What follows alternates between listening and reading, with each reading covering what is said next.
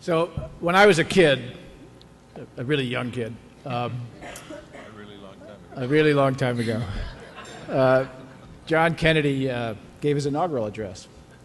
And in the inaugural address, in retrospect, turned out to be quite a blood-curdling Cold War address. But at the time, he said in the address, this was an enormously attractive young leader, he said, the torch of freedom is passed to a new generation. And I was certainly talking about us. And a whole part of my generation thought he was talking about us. And he helped bring a generation, along with the movements of the time, into politics. And that generation, in its politics, went a lot farther than John Kennedy ever imagined, with the civil rights movement and the women's movement and the environmental movement and the peace movement, in making America a better place. In this last set of elections, one of the extraordinary things that's happened is that young people, the millennial generation, has come into politics in large numbers, summoned in part by the idealism represented and the hope represented by the Obama campaign in the most recent election.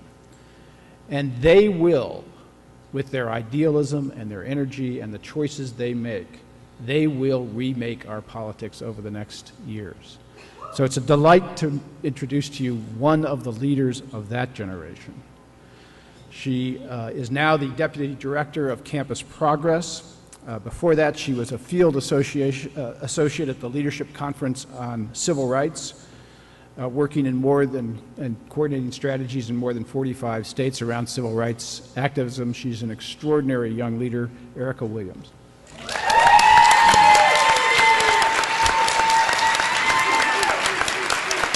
My friends, well, it's really hard to follow both Naomi and Representative Ellison and certainly Graciela, but when I thought about my message today, and I use the term message very deliberately, I'm the daughter of 2 pastors, so when I speak it's not a speech, 9 times out of 10 it's a sermon, so I'm going to try to tone that down a little bit and just make it a message somewhere in the middle. But when I thought about that, I tried to figure out what has already been said.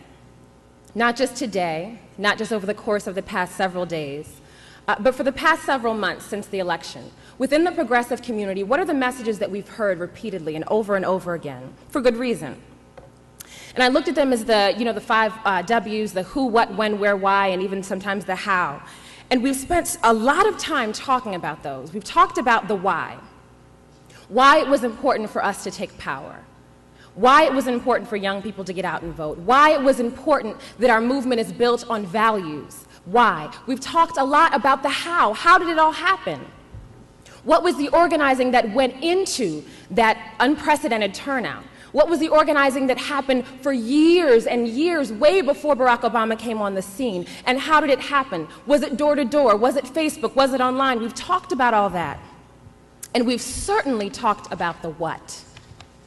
What is it that we were and are demanding? What is it that we want and need to happen right now? We've talked about that. We've talked about bold and gutsy and audacious, get my drift here, climate legislation. We've talked about a public health insurance option. We've talked about bringing our troops home. We've talked about the Employee Free Choice Act. We've talked about all of these things, but the piece that I have not heard talked about quite so much, although it's been referenced here today, is the who. Not who voted, we've talked about that too. But who now is best positioned strategically to be at the forefront of our movement as we continue to demand the why and the what and the how. So that's what I want to spend my next couple of minutes talking about. Who needs to be at the forefront of our movement, our banner carriers, if you will. And in talking about that, I want to think back to a principle that oftentimes, at least we in Western culture, are taught as children, and that is that you are never to let them break you. Who is them? I don't know. But we're never supposed to let them break us, right? Whether it's a situation or a hardship, a trial, a tribulation, a group of people, a bully in school, an enemy, you are never to let them break you. And in that message, we teach our children that to be broken is somehow the ultimate failure of human spirit. And I've always struggled with that concept, don't be broken, don't be broken. And in 2000, I was broken when my father suddenly passed away and my world was turned upside down, and I looked for something, some words that said, it's okay to be broken right now. And I actually turned to an unlikely source, Ernest Hemingway. Hasn't meant that much to me in my life, but this particular quote, if I had the courage to get a tattoo, this is what I would get tattooed. It says, "The world breaks everyone, and afterwards some are strong in the broken places." And that quote meant so much to me personally. But as I translated and tried to make the picture a little bit larger and look at myself professionally and, more importantly, our community politically, it holds true. First of all, how could we as progressives not have been broken? We operate in a broken system with a broken government that was broken beyond belief the past 8 years, but even for the past several decades, broken. And while there have certainly been things happening here in Washington over the past 8 years that offended our professional progressive sensibilities, I argue that those things actually broke communities. It's not just about those things being offensive to us or not in line with our values. There are communities across this country, and Naomi made reference to this, that have been completely broken. Broken is not a bad word, it just means that something is not functioning the way it's supposed to function, the way it was created and intended to.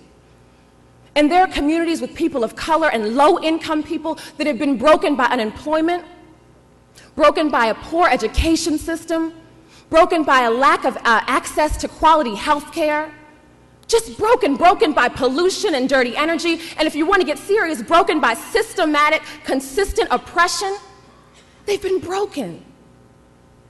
But if I follow back to that quote, which I do believe to be true, that everyone is broken, but afterwards some are strong in the broken places, right there, that is the key to the next phase of our movement. Those very communities that have been the most broken are the strongest and stand to be the leaders for where we are moving, looking forward. It is those people and those communities that have suffered the brunt of the past 8 years. And more than that, have suffered the brunt of neglect for decades. And it was those people that came out and voted during the election, and it was young people that voted on their behalf. So if we're talking about strategy now, as progressives, as a community, whether or not you're a part of those communities or not, as a progressive person, who strategically should be in front, not only is it those broken communities, but it's the generation that understands that principle better than any I've ever seen, and that is the millennial generation. We understand, I don't know why, I can't explain it. Maybe it's because we're so connected through technology.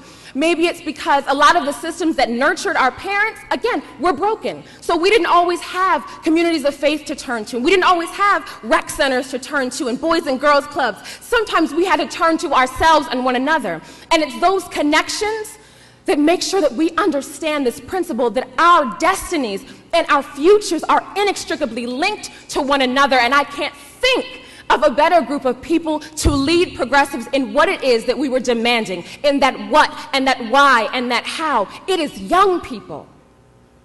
So what does that mean very tangibly? That means right now we can't even begin to talk about a clean economy and a clean energy future without turning to young people and looking for the solutions. It just can't happen. It means we can't begin to talk about green jobs unless they are young people who are not only creating those jobs, but getting those jobs and watching who's getting those contracts. It means that we can't even begin to talk about universal health care if we're also not talking about comprehensive sex ed. It means that we can't begin to talk about having an education system that lives up to America's standards and shines a beacon of light on the rest of the world by 2020 if we're not willing to increase the Pell Grant. It means that when we're looking at our vision and our destiny and what it is that we as progressives are expecting to happen, we must turn to our generation. That doesn't mean if you're not a part of the millennials, you have to move out of the way. I'm not saying that, but it means we have to be working together. Thank you, yeah, girl. So the mantra that we've been hearing since the election is, our time is now. Our time is now. And in fact, that was Campus Progress, my organization. That was our conference theme several years ago. We were looking forward. But it's not just progressives. It doesn't just apply to that. It doesn't just apply to Democrats or even America on the global stage. It doesn't just apply to Congress or a new president in the White House. Most importantly, it means that a generation that is positively bursting at the seams with new ideas and new energy and an effective brokenness will lead us where it is that we need to go. And America better be ready. Thank you.